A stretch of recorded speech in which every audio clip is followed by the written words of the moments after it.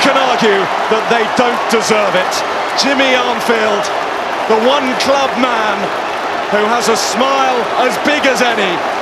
Blackpool have come to Wembley, and Dom, they have won the big one, and they have won it big time. Oh, they have won it big time. Congratulations to them. They were absolutely excellent, and they deserve all the plaudits coming their way. Let's get some reaction. Ian Holloway, man of the moment, is with Greg Whelan. Ian, a quite extraordinary playoff.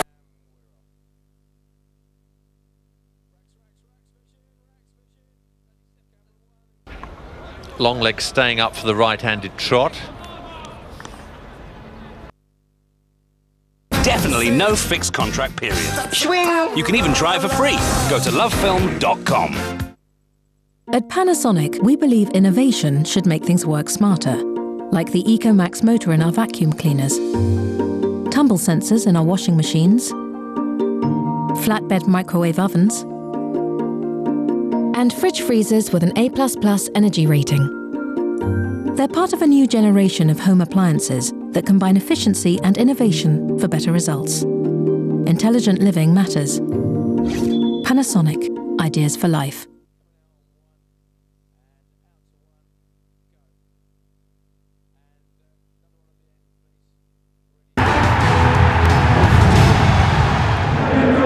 We're in Paris.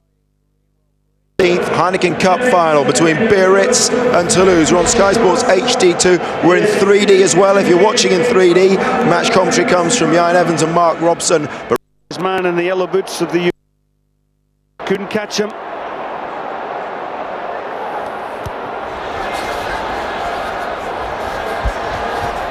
Difficult one for both players into the sun. Italy now. Show and gets his way past the first tackle, but Emmerich is back to try and make it difficult. Bokhoven got a foot on there. Yeah, it was interesting. Mark Bokhoven managed to rip the but it deemed to have gone forward. Well, if you're ever a little bit stiff and sore, oh well, I think I could go there after this particular tie. You're having a stressful day. I am, very much so. Being up here rather than down there. Yes. From Tion, who has nearly played 50 matches for France. South African Trevor Hall alongside. Englishman Magnus Lund appears in the final of the elite tournament for the first time. Fellow flanker Wenceslas Loré chosen to tour with France for the first time this summer. And number 8, Imanol Harunordaki. Broken nose, broken rib. But they were not going to keep this man away from this game. At half-back, Dimitriashvili, the kicking weapon, reunited with Julien Perelong, who was a replacement against Munster, but Carmichael Hunt's experiment came to an end in that match. He's back at centre today with Arnaud Mignardi. Damien Try fails to make it. The wings, Jean-Baptiste Gobelin, an American speedster, Zion Guenya, and full-back Ian Bolshaw, 13 years after his Heineken Cup debut at Bath, gets to play in the final, something that eluded him back in his debut season. Toulouse bidding for a record 4th title and a record 6th final. And for them, one change to the pack from the semi-final. Jean-Baptiste Poux returns at loosehead. Former Biarritz man Benoit Lecoulze is the other prop, with hooker William Savat, like Poux, in his 5th final. Second rows, Roman Miloslavski and Argentina's Patricio Albacete. Jean Bouillou, 5th final for him. Captain, another ex-Biarritz star, Thierry Dusautois, and Sean Sowerby holds off the challenge of Louis Picamol at 8. All Black Byron Kelleher, scrum half, looking to make up for that disappointment in the final in Cardiff 2 years ago. David Skrella awarded man of the match in the semi. Then the threat of the centres, Yannick Josian and the not-to-be-underestimated Florian Fritz. On the wing, no place for Cedric Heymans, who over the years has spent more time on the bench than as a player in his 5 finals. Maxime Médard preferred today, with Vincent Clerc, the competition's all-time leading try scorer, and Clément Poitrenaud, Europe, some would say the world's best fullback at the moment. Such has been his form in 2010. The benchers, Biarritz, include a 3rd Englishman in today's 20 through, Ayula Arinli, who a year ago was appearing in the final for Leicester. Toulouse, well, what a bench, including 2 members of their rugby royalty, Cedric Heymans and Jean-Baptiste Elissard, who passed his fitness test today. Stuart. Well, on paper,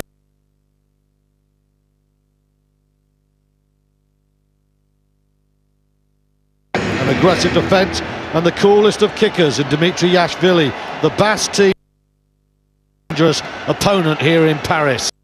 The tackles come in.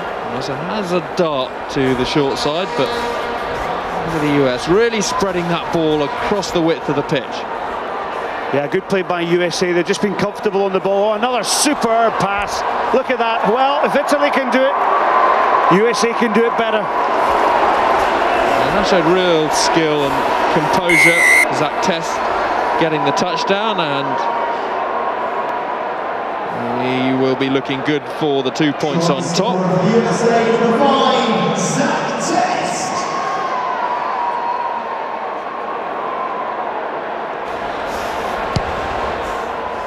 Yeah, that's good enough.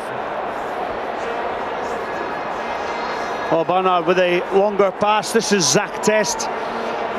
Flips it out to Swiren. Swiren, superb play by him, loops round into Test. And Zach Test, who scored a fantastic try earlier on today against Argentina in that 14-12 win, proves his worth against USA. He's been absolutely superb. If you want to get a suntan or get royally burnt, it's the East Stand for you. If you're thinking of coming along tomorrow, trying to break 100,000 people.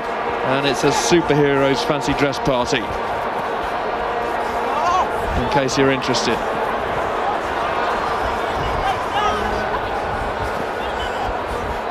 Avoiding the contact.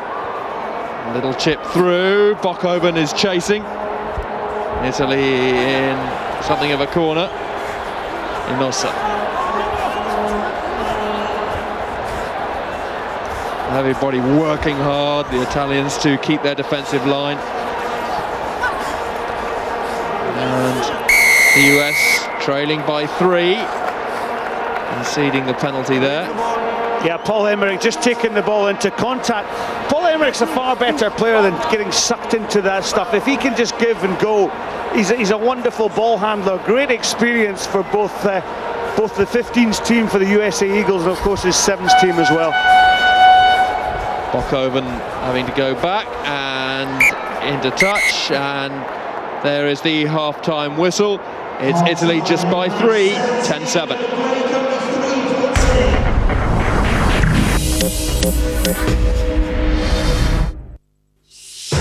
Wembley beckons. It's all about holding your nerve, taking your chance and winning promotion. First up, it's Swindon v Millwall.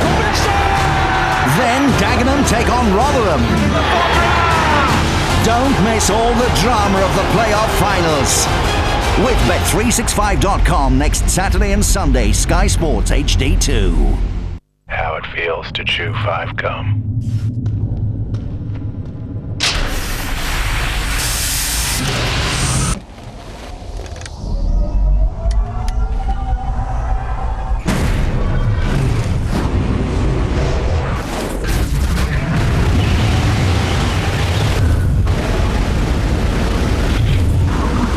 Peppermint It cools as you chew. 5 gum. Stimulate your senses. Amlin Insurance sponsors Rugby Union on Sky Sports.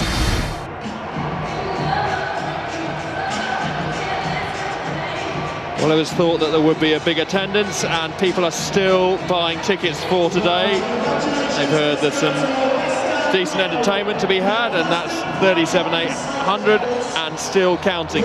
Tomorrow, expect that to be even bigger. What an afternoon.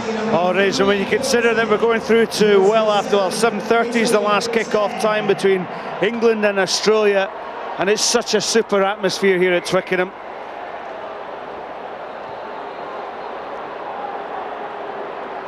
Taken cleanly by Test. He's a powerful customer. Italy just about bring him down, and it's now just with a 3-point advantage as Italy look to extend their lead.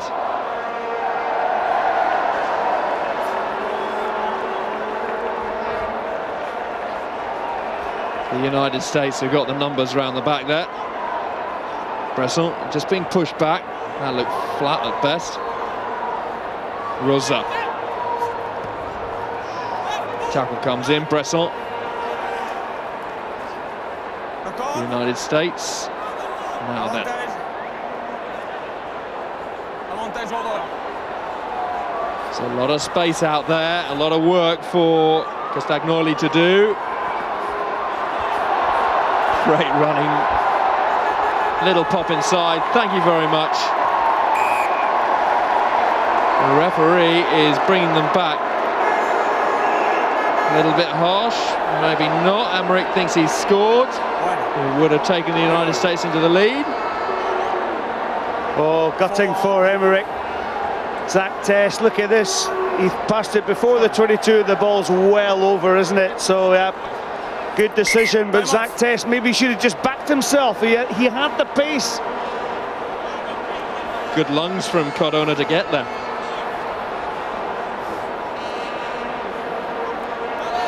And Zach Test, he scored, as I said earlier on, he scored a fantastic try, and he has a real good step on him as well. He comes well off that right foot, but here I felt he had the legs here. Steps off his left foot, that's the angle. Now, I feel if he just keeps stretching, if he kept on stretching the Italian defender, he could have taken Emmerich with him, but good defensive by Castagnoli. Well, here he is again. Going straight forward, and there's a knock on. And Italy breaking out of their 22. The numbers are getting back, and eventually Bresson gets cut down. Valiani with the pass, little chip through. Rosa bounces kind. Rosa still going, flings it out blindly, and no, back. It's end-to-end stuff. It's certainly breaking up, and there could be a try coming for the United States, and they are going to take the lead. They track back to make the tackles, and that created the opportunity. Well played from Kevin Swiren, who ended up getting the touchdown. Yeah, Kevin Swiren, he's a wonderful, wonderful player for this USA team. Great pace, great fitness. He's actually got great skill and reading of the game. He actually makes this USA team tick. Yeah, good by Swiren. But pressure that came on. Zach Test got the hands on the ball. Referee adjudged that it wasn't knocked on. The overhead loopy pass. And Swiren, well, he's got pace, he's got strength, and he's got the lungs to go the distance. And just as he dots the ball down, I just look over the top of the stand here, off he goes. So Kevin Swiren's work's done for the day.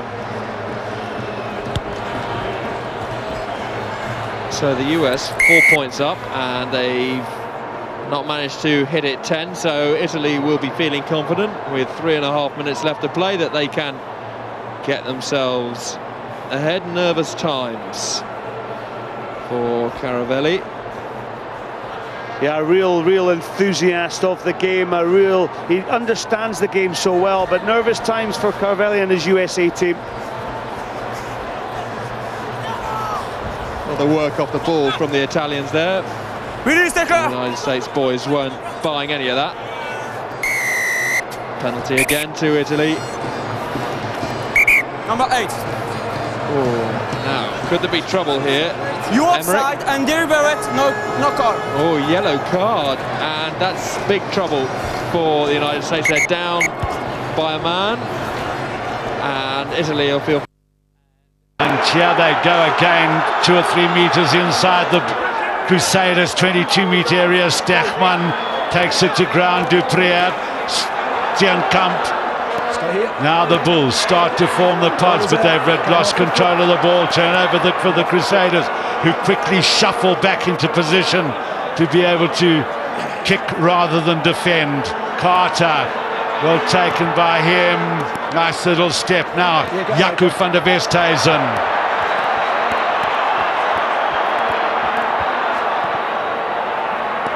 Kirshner will change the charge with some verve.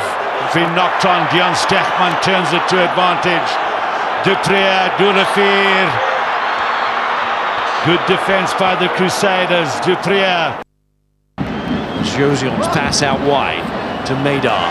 Madar chips in behind. Coming in from Mariani. So just under 2 minutes for Italy to pull this one from the far. They got a man advantage, so really if that went 5, they should feel that they should manage to unpick this United States side. But the errors are being made, and they're quite having to slow this down. 10-15 seconds while they just set themselves, and the clock ticks on. 14-10 up. Very cute from Bonardi. Didn't want to pick the pace up. He wanted to put his foot on the ball. Absolutely, he just wanted to slow down. He wants to eat the clock. But I was very interested in Italy there. They took the ball down the front of the line out. Now, if you've got the extra man, surely have to stretch and go wide. Look how many balls that Italy have coughed up to allow USA to take control. Zaniolo will want to make sure that it goes to his side, but unfortunately it's to Italy and smashed up by Varane. Great working back by Inosa. So just 40 seconds left, but Italy will feel that there is a try coming. It's going to be underneath the posts. What good timing from Sigorini. Apologies for the language, but now Italy with a 1-point lead will be useful for the 2 points on top, and in the nick of time they make that one-man advantage count. Yeah, very much so. They made hard work of it though. They went down Route 1. I'll be interested to hear and see if the referee actually plays for the kickoff. No, he doesn't. He blows his whistle for full time.